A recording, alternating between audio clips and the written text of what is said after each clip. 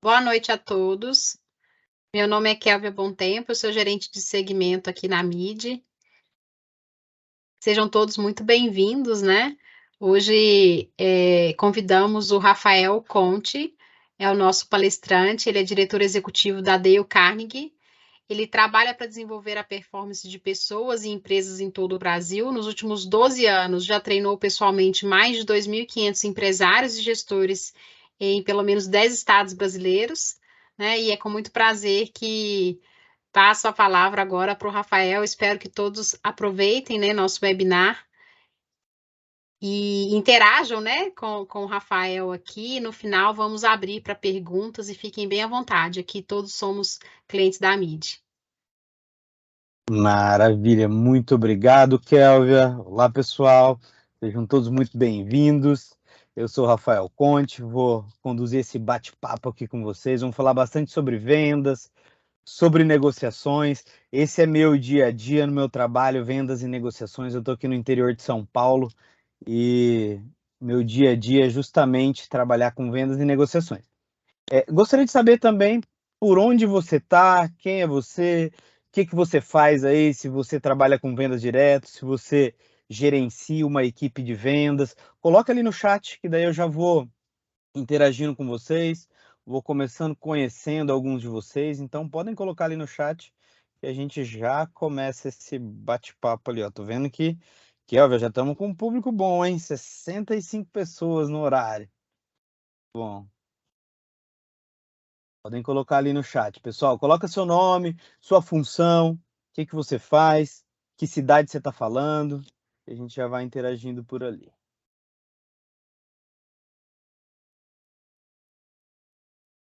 Enquanto vocês vão escrevendo, eu já vou começar por aqui, ó. Pessoal, nós vamos falar hoje sobre como alavancar as nossas vendas, como fidelizar os nossos clientes e como fazer negociações mais eficazes, para que a gente continue prosperando, independente do momento econômico, do cenário, se está favorável, se não está, desafios, para que a gente continue prosperando. Meu objetivo principal hoje aqui é trazer vários insights para que vocês tenham aí algumas ideias de como fazer melhores negociações e melhores negócios. Opa, o chat já está lotado ali, ó.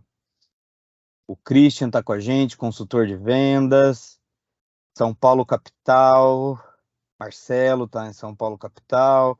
Rafael, meu xará, gerente de vendas. Ribeirão Preto, também estou em Ribeirão, Rafael. Moro em Ribeirão, estou aqui. Eu cuido de todo o interior de São Paulo, dos negócios do nosso time aqui do interior de São Paulo, mas eu resido em Ribeirão Preto.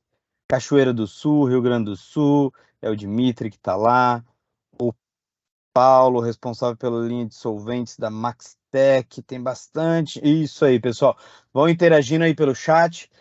Durante esse nosso bate-papo aqui, eu quero interagir bastante com vocês. Vai ter algumas perguntas na tela que eu vou botar para vocês colocarem respostas aí no chat para nós.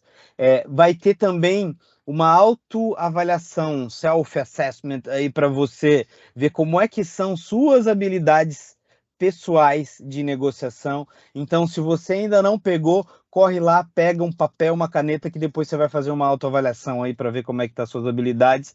E a nossa agenda do dia é essa aqui, ó. Nós vamos falar sobre os estágios dos vendedores.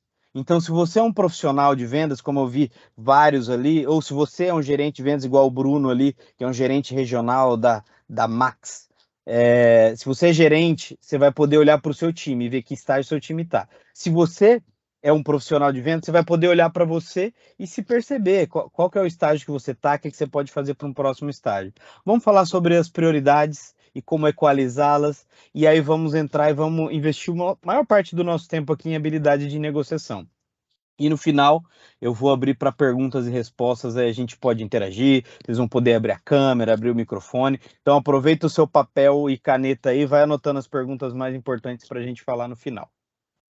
Maravilha, ó, o chat está chovendo de informação ali, ó. Gerente de relacionamento, profissional de vendas, vendas na Balmer. Legal, Aline, seja bem-vindo. Elias também, todos bem-vindos.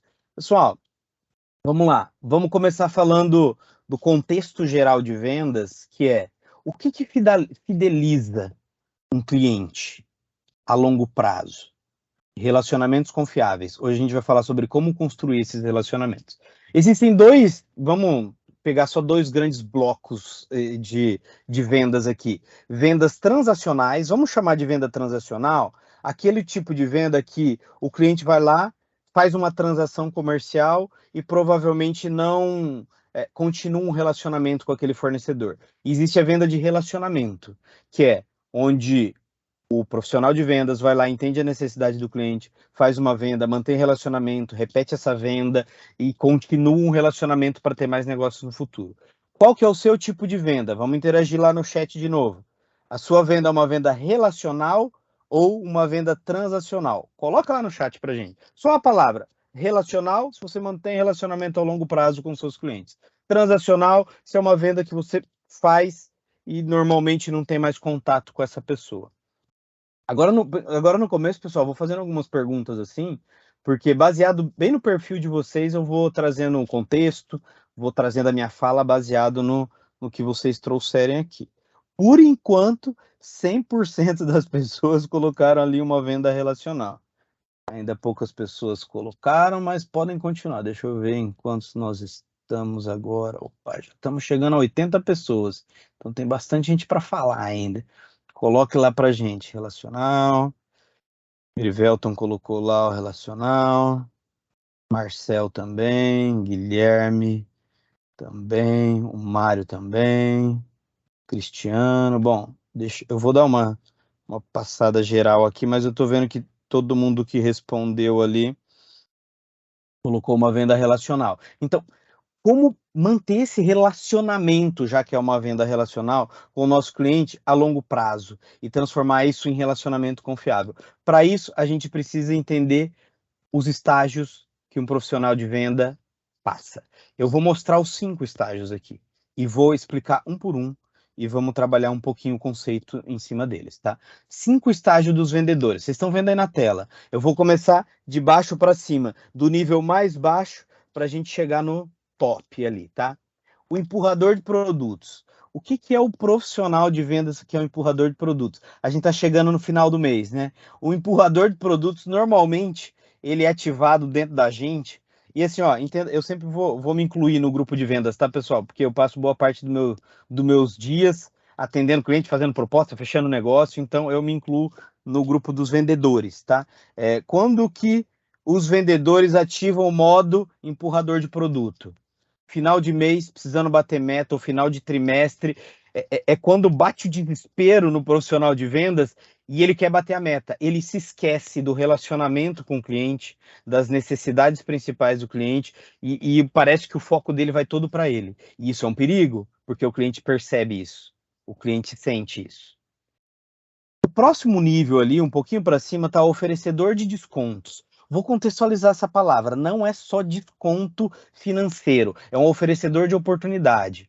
É aquele profissional de vendas que ele precisa ter uma condição diferenciada para conseguir chegar no resultado que ele quer. Sejam adiantar o prazo de entrega, uma condição de pagamento diferenciada, ou preço, já que está ali oferecedor de desconto, um preço diferenciado. É aquele cara que, se não tiver uma vantagemzinha ali, ele não consegue fechar o pedido. Então, esse é o oferecedor de desconto ou oferecedor de vantagens, tá? Não estou dizendo que a gente não deve utilizar as promoções, as campanhas que as nossas companhias têm para oferecer. O risco é quando o profissional de vendas depende disso para poder fechar negócio. Ele fica muito dependente disso. Isso pode colocar ele, a empresa dele, o gerente dele, o departamento dele numa situação muito delicada. O próximo ponto ali é o tirador de pedidos. O tirador de pedido é o cara que, assim, ó, o cliente vai comprar, com ele ou sem ele. Só que ele é um canal de comunicação. Então ele acaba atendendo o cliente, ele acaba atendendo aquela demanda e ele acaba tirando pedidos. E assim, gente, agora eu vou abrir um parênteses aqui, tá? Não tem nada demais em tirar pedidos. Muito pelo contrário, né? Quem aqui não adora chegar no escritório de manhã, abrir a tampa do seu notebook e ter 3 e-mails lá dizendo assim, ó, decidi, vou fechar com você, me manda a quantidade tal. A gente adora isso, não adora? A questão é, eu também não posso ficar dependendo disso, do cliente me procurar. Por quê?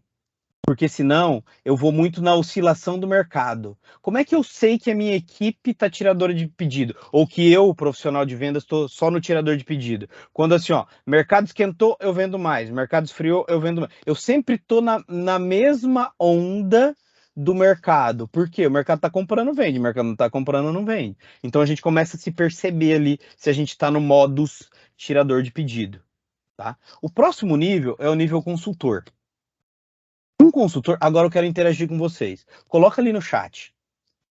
Como é que um profissional, que ele é um consultor em vendas, o que que ele faz? Como é que é o comportamento dele?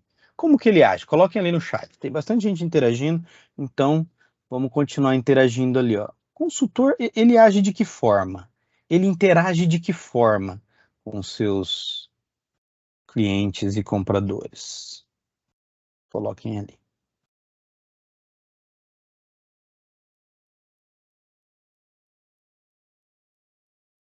Ó, o Marcelo já colocou lá, ó, entende a necessidade do cliente e propõe solução. Isso é um dos pontos principais. Obrigado, Marcelo, pela sua contribuição. E é exatamente isso. O consultor, ele sabe fazer perguntas, ele sabe entender a necessidade do cliente. E ao invés dele oferecer um produto ou um serviço, ele oferece algo para resolver o problema do cliente. Isso, ó, o Lincoln colocou ali, ó, entender para atender, ele entende primeiro, ele gera confiança, credibilidade, o Paulo colocou ali. Ele orienta o cliente, dá informação. Por isso que ele é um consultor. Ele passa orientações. Quem que disse isso foi a Ingrid. Obrigado, Ingrid. Então, esse é o profissional que é o consultor. Por muitos anos, principalmente no mercado de treinamento de vendas, foi vendido a ideia de que assim, ó, o nível top, onde os profissionais de vendas têm que chegar, é no nível consultor. Agora, sejam sinceros comigo. Se vocês discordarem, pode colocar no chat. Eu discordo, Rafael, não acho que é isso. Hoje, se o profissional de vendas, ele não souber fazer um levantamento de necessidade, ouvir o cliente, entender para atender, oferecer soluções que resolvam o problema do cliente, daquele potencial cliente ali. Se ele não fizer isso, ele está fora do mercado. Ser um consultor hoje no mercado de vendas é o básico, não é um objetivo. É o básico para vocês se manterem no mercado, porque senão a gente não consegue se manter no mercado. Concorda ou não concorda? Pode colocar ali, ó. Vamos interagir. Eu quero interagir bastante com vocês. Coloca ali. Se não concorda, coloca lá. Não concorda por tal ponto. Aí a gente discute sobre isso também. Se concorda, coloca lá. Por quê? Isso aqui é assim, ó. É o básico, é o padrão. Isso é para a gente se manter no mercado.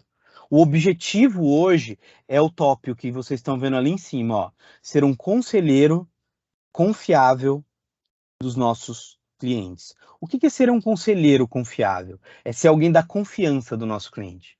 É ser alguém que o cliente diga assim, ó, eu faço negócio com você porque eu sei que em você eu posso confiar. Eu sei que você não vai me deixar na mão. Eu sei que você vai me dar conselhos pensando em mim e não só pensando em bater sua meta. Esse é o conselheiro confiável. Quer ver? Eu vou fazer mais um teste com vocês, interagindo ali pelo chat. Quem aqui já teve um cliente que te ligou pedindo uma opinião? Te ligou e falou assim, Rafael, cara, tô com uma situação aqui na empresa, não sei se eu tomo uma decisão assim, o que você acha? Coloca ali eu já recebi só coloca eu, para eu saber se alguém já recebeu, ó, o Rafael já colocou ali, ó, vários. Para estes clientes que te ligaram, Rafael, por exemplo, para esses clientes, ó, o Flávio colocou ali também, o Paulo também, para esse cliente você é um conselheiro confiável. Ele liga para você porque ele sabe que a sua opinião é honesta e sincera, que você está falando algo para ele que tem valor para ele. Então, esse é o ponto. Como me tornar um conselheiro confiável? Só que aí tem um detalhe. Todos vocês têm alguns clientes que consideram vocês conselheiro confiáveis. A questão é, quantos por cento da minha carteira de cliente me consideram conselheiro confiável? A questão está aqui. E não tem um muito e um pouco, tá? Recentemente eu dei um treinamento para esse treinamento é para uma instituição financeira, uma grande instituição financeira, e fiz uma pergunta para eles, pessoal, quantos por cento da carteira de clientes de vocês consideram vocês como conselheiro confiável? O número foi 5%, 7%. Que não é pouco, para o mercado deles não é pouco. E sair de 5% para 10% já é o dobro. Então você tem que pensar assim, ó, quantos mais clientes eu quero que me considerem um conselheiro confiável. A questão é como construir isso. Nós fizemos uma pesquisa e perguntamos para 1.600 clientes, compradores, em todo mundo. Essa pesquisa foi feita em alguns continentes, América do Sul, América do Norte, enfim, na Ásia, foi feito esses 1.600 clientes aí estão espalhados, tá? Sobre o que constrói confiança para você. 50% dos 1.600, ou seja, 800 pessoas responderam assim, ó, eu posso confiar no vendedor. Elas são honestas, elas são confiáveis, são bem informadas. Por isso, eu considero ela uma pessoa de confiança, um conselheiro confiável. 25% responderam assim, ó, os vendedores estão buscando o meu interesse e me fornecer valor, e não simplesmente bater a meta dele. Outra pergunta importante foi essa aqui, ó, sobre o comportamento que impulsiona a confiança, que constrói confiança.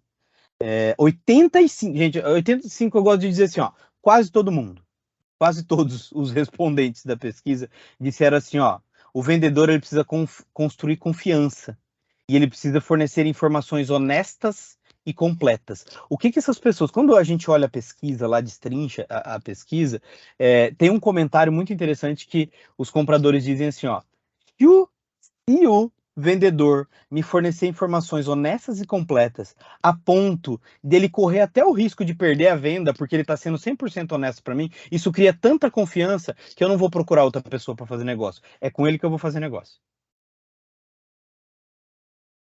Mais uma informação importante dessa pesquisa, foi feito com esses 1.600 compradores. 71% dos entrevistados disseram o seguinte, eu não compro de quem me oferece produto ou serviço mais barato, eu compro de quem eu confio. 71% das pessoas estão dizendo assim, ó, o fator determinante final da minha decisão de compra não é o preço.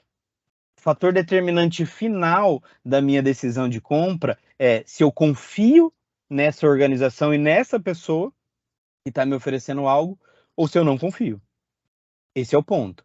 Só que assim, ó, vamos lá, como eu disse no começo, vamos ser honestos e vamos ser sinceros.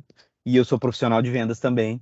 Eu estou no dia a dia de vendas, atendendo cliente, fazendo reunião, mandando proposta, negociando. A gente sabe que não se chega no final de uma venda fácil assim, do tipo, o cara confiou em mim, ele vai comprar, vai pagar meu preço, não vai pedir desconto, não vai pedir para. Não, negociação existe e a gente precisa saber jogar o jogo da negociação. Então vamos falar, ok, se as pessoas estão dizendo que elas pagam mais caro de quem elas confiam, como é que eu chego nessa conta final? Como é que eu fecho esse negócio?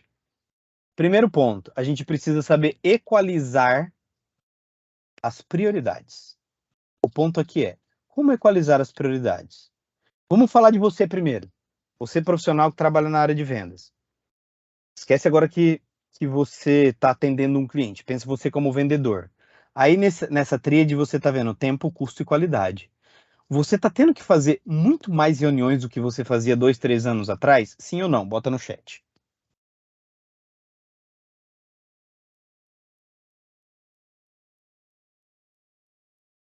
O Eduardo já colocou que sim, Elisário também, o Lincoln também. Ou seja, se a gente pegar de forma geral, é assim, ó, o nosso tempo está mais valioso, nosso tempo está mais escasso. A gente tem que fazer muito mais coisas em muito menos tempo. Segunda pergunta, os clientes estão cada vez mais exigentes em termos de custo, de negociação, apertando nas negociações? Sim ou não? Coloca ali para gente se você tem que controlar esses custos diariamente e os clientes estão te pressionando. Eles chegam em você muito, ó, já está caindo um monte de sim ali. Eles chegam em você já muito mais informados. Eles já chegam em você, ele já tem outras propostas, ele já pesquisou na internet. Ele já conhece o seu próprio produto, ele pesquisou na internet. Então, assim, ó, a gente tem que fazer as coisas mais rápidas, a gente tem que administrar melhor as nossas negociações em relação a custo. E os nossos clientes vão para a tríade ali agora, a qualidade. Os nossos clientes, eles buscam cada vez mais qualidade. Qualidade no atendimento, qualidade na proposta. Qualidade em que mais? Vamos falar de qualidade. O que seu cliente busca em qualidade? Coloca ali no chat para gente o que mais o seu cliente busca em qualidade.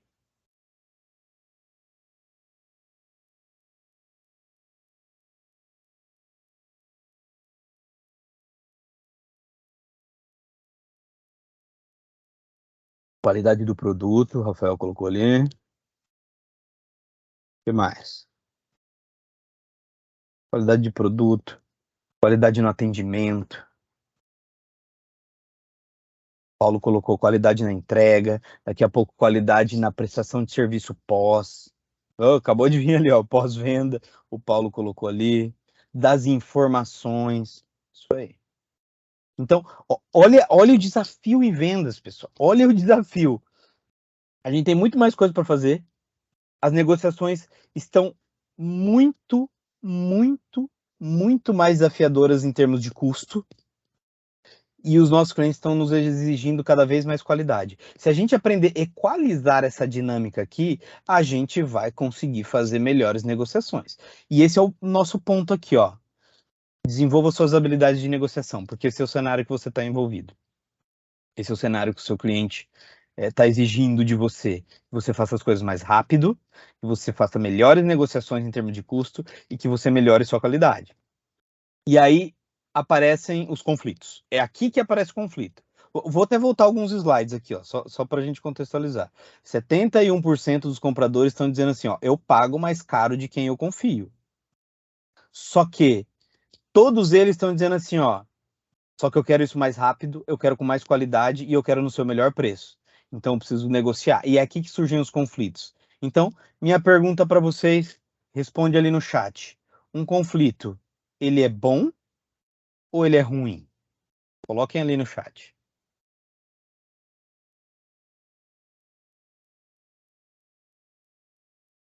Bom, bom. O que mais? Bom, bom.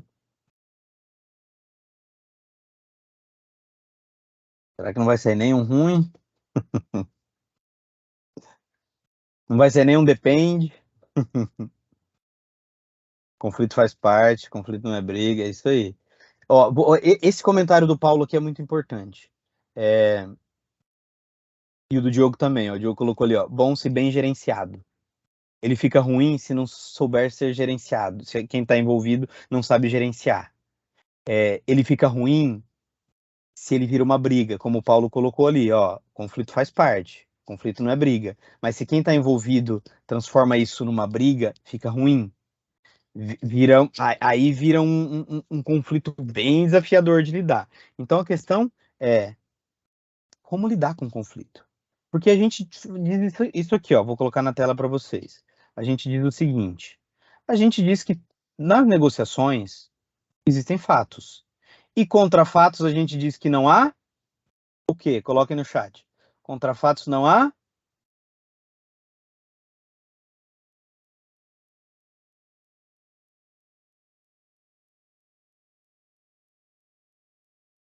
contra fatos não há argumentos. Isso, vários colocaram. Não há argumentos, mas há suposições. Como assim, Rafael? Do que você está falando? Como assim? Contra fato não há argumentos, mas há suposições. Nas vendas, o que mais existe é suposição. Vamos trabalhar em cima disso. Eu trouxe uma lista de perguntas aqui.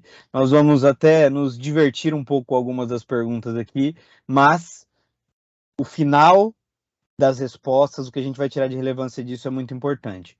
Responda a primeira pergunta no chat.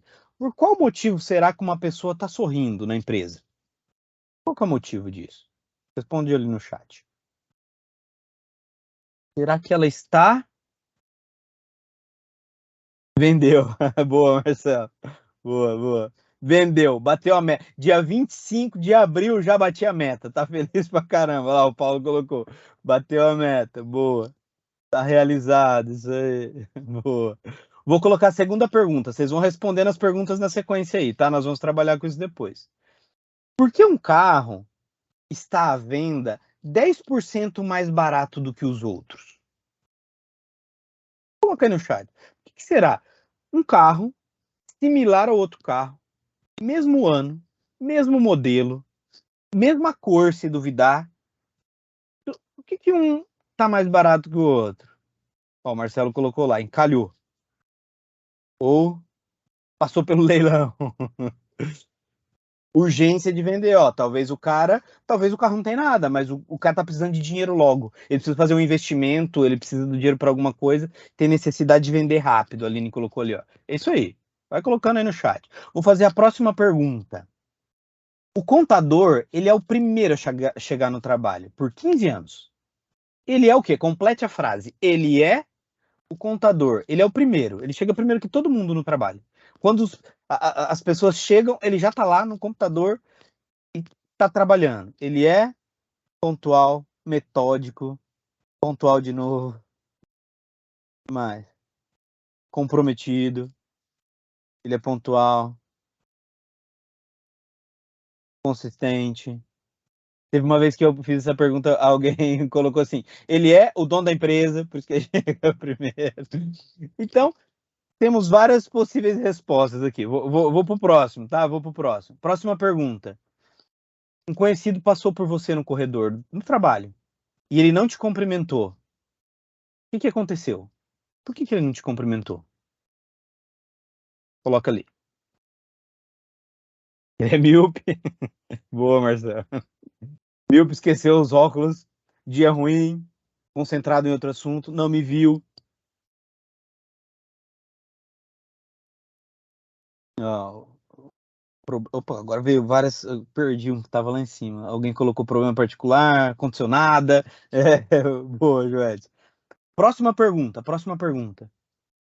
A outra parte com quem você está negociando diz que você está pedindo muito dinheiro pelo que você está negociando.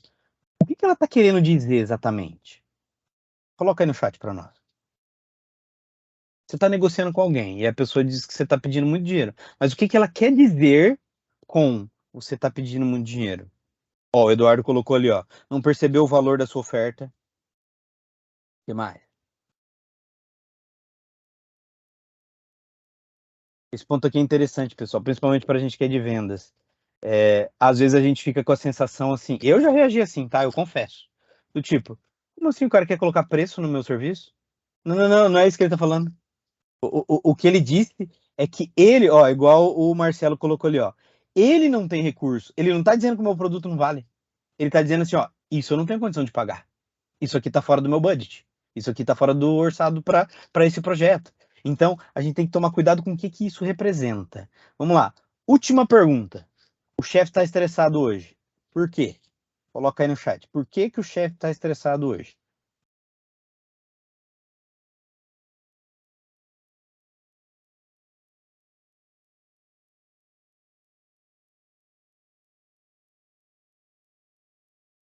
Ih, essa aqui ninguém respondeu, hein? Acho que o chefe tá na sala. Não, brincadeira. A Ingrid colocou lá: não batemos a meta, performance baixa, problemas pessoais, boleto vencendo, o Guilherme colocou ali. Pessoal, ó, brincadeiras à parte aqui, eu sei que tem muita coisa aqui que é do nosso contexto real, do nosso contexto do dia a dia. Muitas perguntas aqui nós brincamos sobre as respostas sobre elas, mas brincadeiras à parte, assim, ó, a gente tá falando de negociação. Em negociação, a questão não é qual dessas respostas é a resposta certa e qual dessas respostas estão erradas. Em negociações, isso você pode anotar aí, ó. Em negociações, o negociador habilidoso é aquele que consegue o maior número de respostas possíveis para cada situação. Esse é o ponto. Porque às vezes em negociação a gente se fecha para algo e trava naquilo ali, e não é aquilo, a gente está com uma visão limitada. Em negociação é quantas respostas diferentes eu posso trazer para cada situação. Esse é o ponto em negociação. Porque se a gente está falando de negociação, eu tenho que te fazer essa pergunta aqui, ó. A vida é um jogo? Porque se a vida é um jogo, negociação pode ser um meio de vida. Porque senão, a gente tá, ó, tá vendo que tem umas peças de um tabuleiro de xadrez aí na tela? Senão a gente tá só como uma peça no tabuleiro de alguém, e esse alguém tá jogando, e a gente tá ignorando que existe um jogo, mas o jogo existe. E a gente passa a ser peça no tabuleiro de alguém, sendo jogado para lá, para cá, para lá, para cá, enquanto as pessoas todas estão jogando o jogo da negociação. Então a gente tem que aprender a jogar esse jogo. Para a gente aprender a jogar esse jogo, vamos falar de negociação especificamente. Coloca ali no chat, na sua opinião, o que é negociação? O que consiste uma negociação? O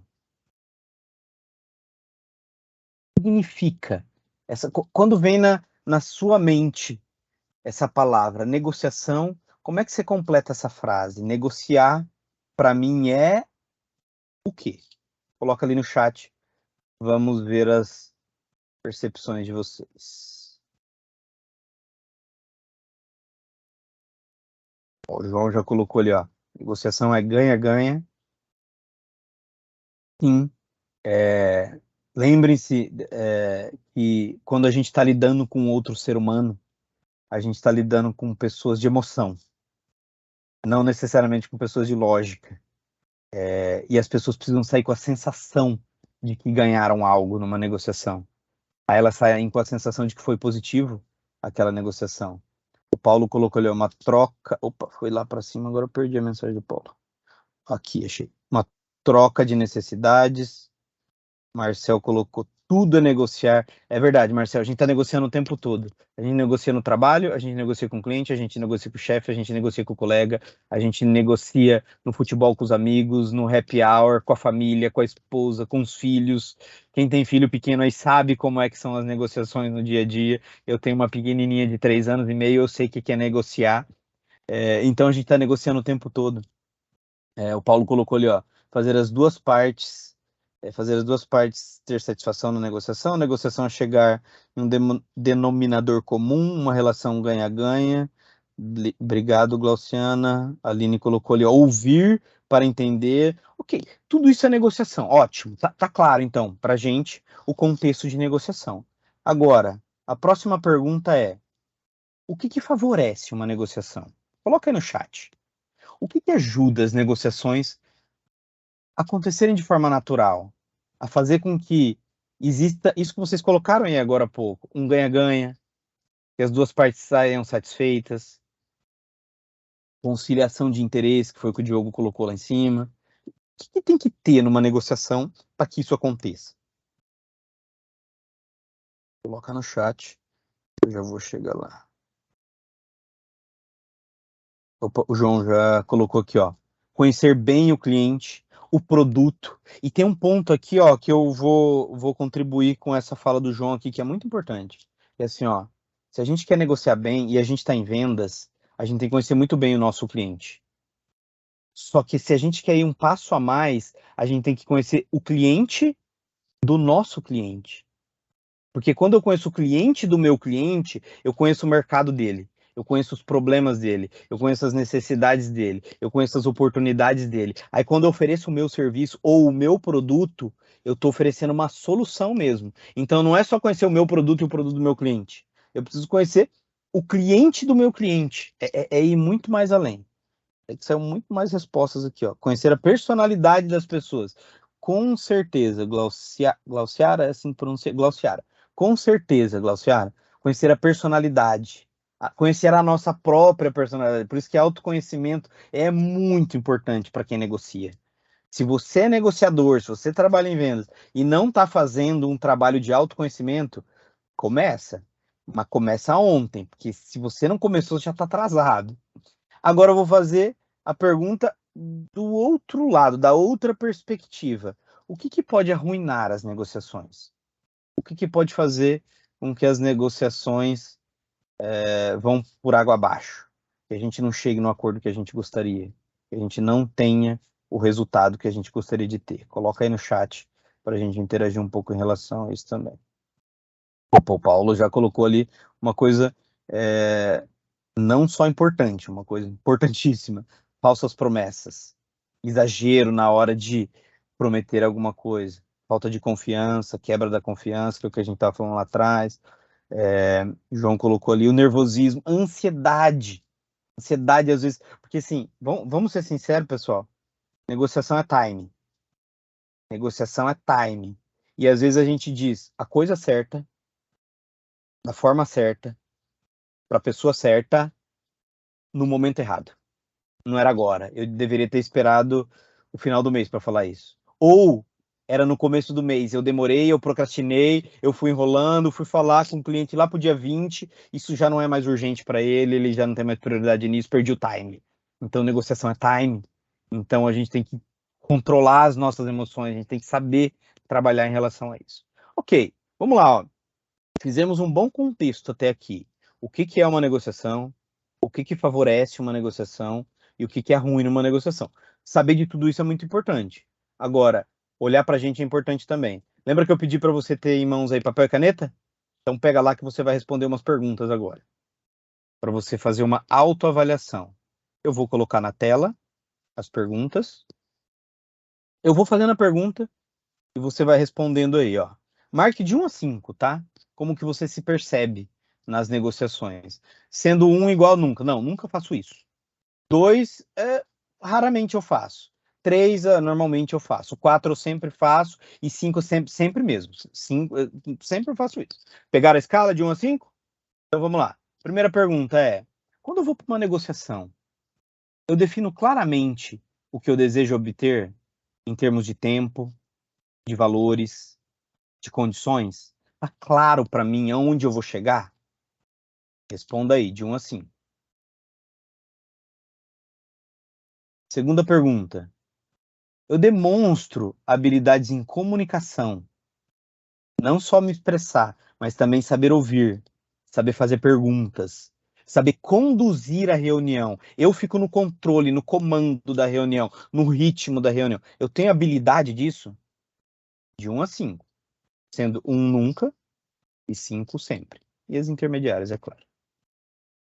Próxima pergunta: eu confio, respeito e dou crédito à outra parte com quem que eu estou negociando?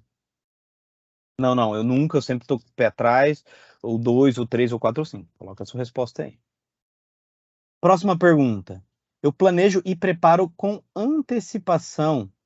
Nada de improviso para mim. Seja honesto na sua pergunta, na sua resposta, tá? Em relação a essa pergunta, porque assim, ó, ir dirigindo para o cliente e pensando, se ele falar isso, vou falar isso aqui, se ele me der essa resposta, eu dou essa alternativa. Isso tem nada a ver com planejamento, gente. Você só está pensando nas possibilidades. Planejar é, eu paro, coloco no papel, anoto, faço uma pesquisa, faço uma ligação. A pergunta é essa: eu planejo, eu preparo com antecipação, nada de improviso nas minhas negociações? Responda aí. Próxima pergunta: mantenho a mente aberta para possibilidades que eu não tinha pensado antes, ou eu sempre estou fechado? Eu quero isso aqui, meu foco é esse aqui. De 1 a 5. Próxima pergunta: eu flexibilizo, mas de forma estratégica, naquilo que eu sou rígido, e abro mão de posições passo a passo?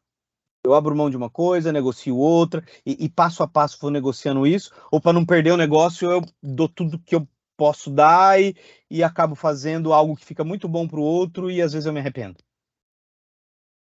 Próxima pergunta: eu enxergo o outro como agregador? Próxima pergunta: eu fico atento às necessidades, anseios, desejos da outra parte? O que ele quer? Para que ele quer? Dá sua nota aí. Próxima: eu evito transformar cada assunto em discussão e conflito? Sei lidar, mesmo quando a pessoa tenta transformar o assunto em conflito? Próximo: eu evito ser emocional, ansioso para chegar num acordo? Ou eu fico afobado para chegar num acordo logo e resolver aquilo definitivamente? Próximo: mantenho o foco no assunto sem me deixar levar por distrações? Próximo: respeito diferenças, diversidades da outra parte envolvida na negociação? Penúltima pergunta: eu ajudo o outro a sair da defensiva? Eu administro essa posição dele defensiva para que ele saia da defensiva e entenda que eu estou ali para agregar?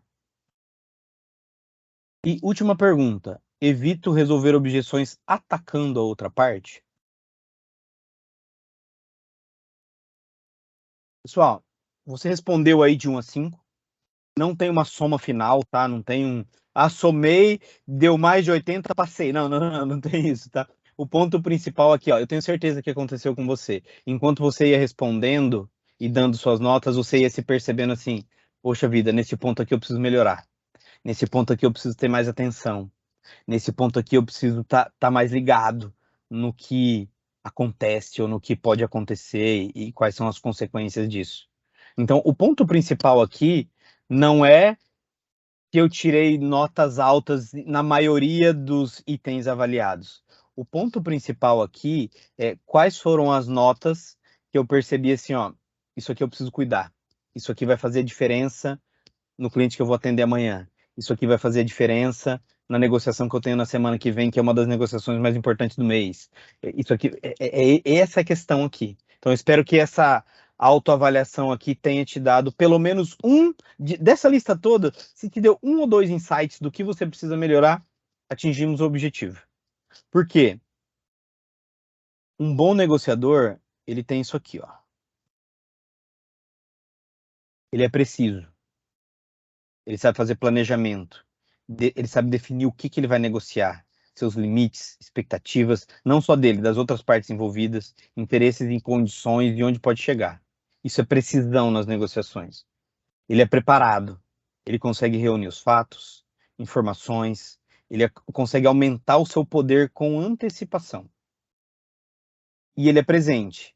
Ele mantém a sua neutralidade emocional e o seu foco em agregar nas negociações. Ele consegue controlar as suas emoções.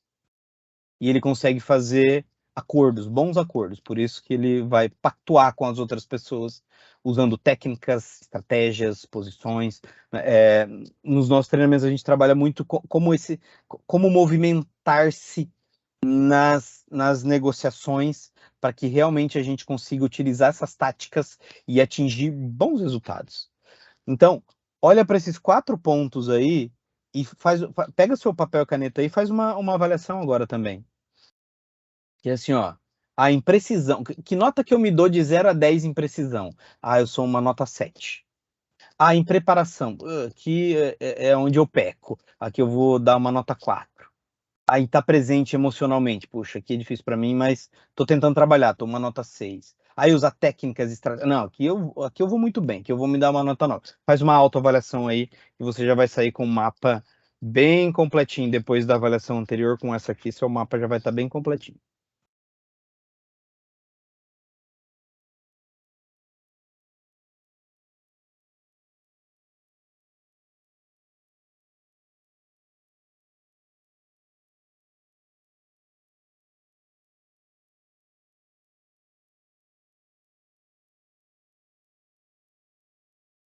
Um dos pontos principais que a gente percebe em profissionais que negociam, principalmente que estão num mercado muito competitivo, um mercado onde tudo é para ontem, tudo é concorrência, tudo depende do resultado do mês.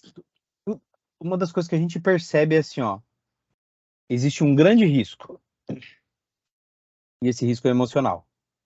Quando as pessoas não conseguem lidar com o risco emocional, normalmente elas tomam decisões nas negociações que se arrependem depois. Quem nunca? Vou fazer a pergunta aqui, ó. Quem nunca? Como esse nosso amigo da foto, que tá com uma cara. Ele não tá com uma cara que se arrependeu de uma negociação que ele fez, do tipo assim: como é que eu vou explicar que eu fiz essa condição? Como é que eu vou entregar isso agora? Quem nunca aqui, num ambiente de negociação, onde é envolvido, tem muita coisa acontecendo ao mesmo tempo. É proposta de quantidade, de volume, de entrega, de outras propostas envolvidas, e a gente toma algumas decisões. E aí, quando a gente está voltando, dirigindo para o escritório sozinho no carro, pensa, você voltando para o seu escritório, sozinho, no carro, o som do carro, o rádio do carro está desligado, e você está pensando na negociação, e pensa assim: por que eu não falei tal coisa? Por que eu não fiz tal proposta? Por que eu não fiz tal pergunta para ele? Eu tinha pensado antes que se ele falasse tal coisa, eu ia fazer tal proposta, e na hora. Isso já aconteceu com você? Se isso aconteceu com você, o que aconteceu lá na negociação? Na hora da negociação, na hora da pressão, o nosso cérebro ele se fecha para as possibilidades e a gente acaba não vendo alternativas. Então, uma das coisas que a gente tem que cuidar muito, muito mesmo, é do risco emocional e como ele pode impactar as nossas negociações. Então, por isso que eu falei lá no começo, o autoconhecimento faz parte de um desenvolvimento de um profissional bem-sucedido em negociações, para que a gente seja cada vez mais assertivo. Agora, o ponto é assim, ó, essa palavra é facinho de falar, assertividade. Agora, como buscar essa assertividade, essa eficácia nas negociações? Porque nós temos negociadores que são mais passivos e negociadores que são mais agressivos. Como é que a gente busca assertividade? Coloquem ali no chat para mim. Quais são características? Vamos falar do passivo primeiro, tá? Características do negociador passivo que atrapalham ele. Característica, isso é ruim para o negociador que é passivo. É porque ele é o quê? Complete ali no chat. O negociador passivo é ruim para ele porque ele o quê? Por exemplo, ele demora para tomar algumas decisões. Ele precisa pensar demais. Ali, ó, o Rafael já colocou. Espera muito. Perde o time. Isso aí. Às vezes ele não fala o que gostaria. Espera o cliente, deixa para o cliente propor e aceita a condição. Às vezes é reativo. Ok. Só que esse mesmo negociador, que tem um monte de características que são ruins para ele, que é o passivo, ele tem um monte de características que são positivas também. Vamos ser honestos, sinceros. Um negociador que tem uma característica mais passiva, ele sabe ouvir, ele é mais paciente para ouvir. Que mais que o negociador passivo? Agora, características positivas de um negociador que tem esse perfil mais passivo. Ele é mais passivo, mas pelo menos ele sabe ouvir. O que mais? Não vou dar muitas ideias aqui para deixar vocês pensarem nisso também. O que mais?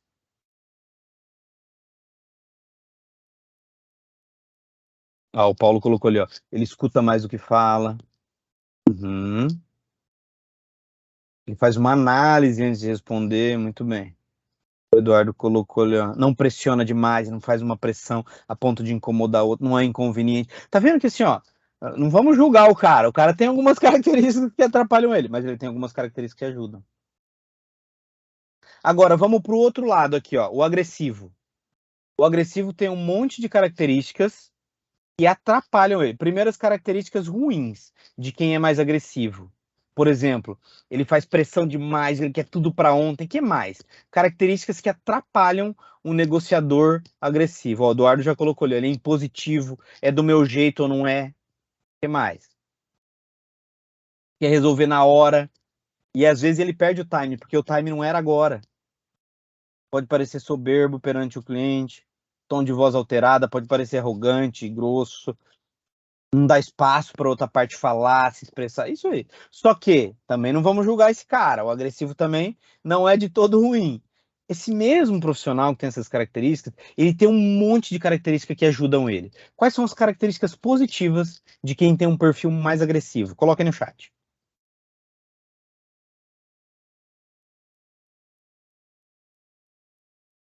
Isso, ó, o Paulo já colocou ali, ele sabe a hora de bater o martelo, ele não hesita na hora de bater o martelo, ele se posiciona, sabe identificar falhas, vai em busca da meta, é o cara que fecha o pedido, é o cara que vai lá, assim, ó, ele tem foco, ele corre atrás. Isso aí, Ingrid, corre atrás, ele vai para resolver. Então, assim, ó, vamos lá, pessoal.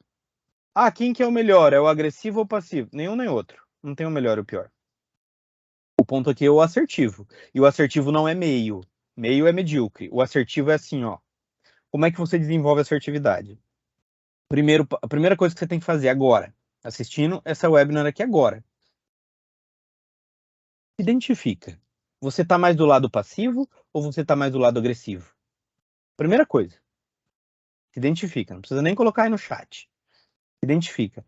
Eu me identifico mais do lado agressivo. E como é que eu vou fazer para me tornar assertivo? Você que é agressivo nunca vai ser passivo. Mas você pode fazer um favor para você. Pegar características emprestadas do passivo para você ir para um nível de assertividade. Como é que isso funciona, pessoal? Como é que isso funciona? Funciona assim, ó. Eu sei que eu sou agressivo, que às vezes eu sou arrogante, eu vou para. Ok. Só que eu sei que qualidades do passivo é ser um bom ouvinte, escutar a necessidade do outro. Então, para essa negociação específica, eu continuo sendo agressivo, é meu perfil, eu sou assim e vou continuar sendo assim. Mas eu decidi que para essa negociação aqui eu vou ser um bom ouvinte. Eu não vou dar a minha opinião final antes de ouvir tudo que a outra parte tem a dizer. Percebe que o agressivo ele vai para um tom de assertividade, ele sobe o nível. A mesma coisa o passivo. O passivo decide assim, cara, eu sei que o meu é mais abrir mão, deixar, não quero entrar nessa briga, mas essa negociação é importante para mim, é importante para a companhia, e eu decidi que desta reunião eu não saio sem um objetivo, sem um acordo firmado. O que o passivo está fazendo? Ele continua sendo passivo, que é o natural dele, e está tudo bem. Só que o que ele está fazendo? Ele está pegando emprestado para aquela reunião características boas do cara que está no outro extremo. naturalmente ele vai para o topo, para o assertivo. Esse é o trabalho aqui. É assim que você faz o trabalho de assertividade. Então, identifique-se aí. Eu estou mais do lado agressivo ou estou mais do lado passivo como negociador? Que características que eu vou pegar emprestada do outro lado para cada reunião de negociação que eu for participar? Porque aí eu vou consciente. Eu não vou simplesmente no automático. Eu não vou simplesmente no fui e o jogo foi jogado do jeito que ele naturalmente é jogado. Não, não, não. Eu fui consciente. Eu sei onde eu vou, eu sei porque eu vou, eu sei que velocidade eu vou e eu sei onde eu quero chegar. Então, pessoal, o ponto principal aqui é escolher ser assertivo. Não é simplesmente ser assertivo, eu escolho que eu vou ser assertivo nas minhas negociações, escolhendo quais características que eu preciso trabalhar em cada uma das negociações. É claro, e tudo isso envolve muitas coisas. A gente sabe que nas negociações existem muitos riscos envolvidos. Existe risco de perder o negócio, existe risco de não bater a meta, e a gente tem que analisar também como que é o nosso apetite ao risco. Tem gente que tem atração ao risco, vai por tudo ou nada. Tem gente que até tem atração ao risco, mas é uma atração moderada. E tem gente que tem aversão ao risco, prefere jogar na defensiva. E tem gente que tem forte aversão ao risco e joga para não perder mesmo. A questão aqui se perceba como é que você lida com o risco para que você seja cada vez mais assertivo. Tudo que nós falamos aqui segue um ciclo, que eu estou no mundo das vendas, eu estou no mundo das negociações, eu estou jogando esse jogo. Como é que eu lido com esse jogo? Quanto mais consciente eu jogar o jogo, melhores resultados eu vou ter na minha carreira. Faz 12 anos que eu negocio, faz 12 anos que eu estou com um cliente todos os dias, e faz 12 anos que eu estou me desenvolvendo. Hoje, eu sou instrutor de um dos programas da empresa que eu represento, que é a Dale Carnegie Treinamentos, que é o programa de vendas e negociação. Só que eu continuo aprendendo em cada negociação que eu vou fazer, porque eu ainda estou trabalhando esses pontos. Se você quiser se conectar comigo, você me acha lá no LinkedIn, esse aí é o meu perfil. Se você quiser me fazer mais perguntas, quiser tirar dúvidas